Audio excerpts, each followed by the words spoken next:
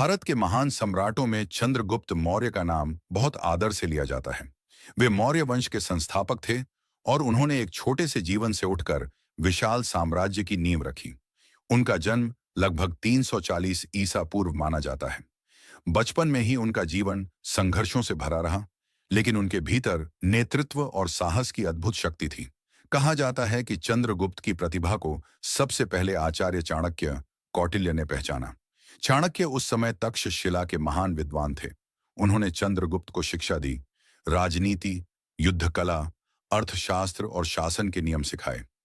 चाणक्य का लक्ष्य था अत्याचारी शासकों का अंत कर एक सशक्त और न्यायपूर्ण राज्य की स्थापना करना, और इसके लिए चंद्रगुप्त को उन्होंने योग्य माना। उस समय मगध पर धनानंद का शासन था, जो प्रजा पर अत्याचार करता था।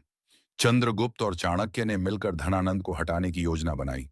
कई कठिनाइयों और युद्धों के बाद अंततः चंद्रगुप्त ने धनानंद को पराजित किया और मगध का राजा बना। यही से मौर्य साम्राज्य की शुरुआत हुई। राजा बनने के बाद चंद्रगुप्त मौर्य ने अपने साम्राज्य को तेजी से फैलाया। उन्होंने उत्तर भारत के बड़े हिस्से को एक सूत्र में बांध दिया। उनका शासन सुव्यवस्थित था। कर व्यवस्था, सेना, न्याय और व्यापार पर विशेष ध्यान दिया गया। चाणक्य द्वारा रचित अर्थशास्त्र के सिद्धांतों का पालन करके राज्य को मजबूत बनाया गया।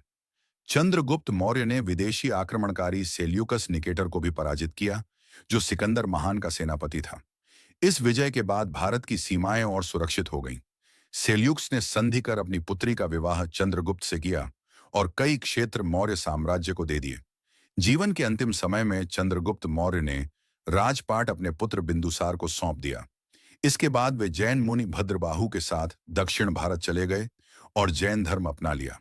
कहा जाता है कि उन्होंने तपस्या और त्याग का मार्ग अपनाकर अपने जीवन का अंत किया। चंद्रगुप्त मौर्य का जीवन हमें सिखाता है कि सही मार्गदर्शन, कड़ी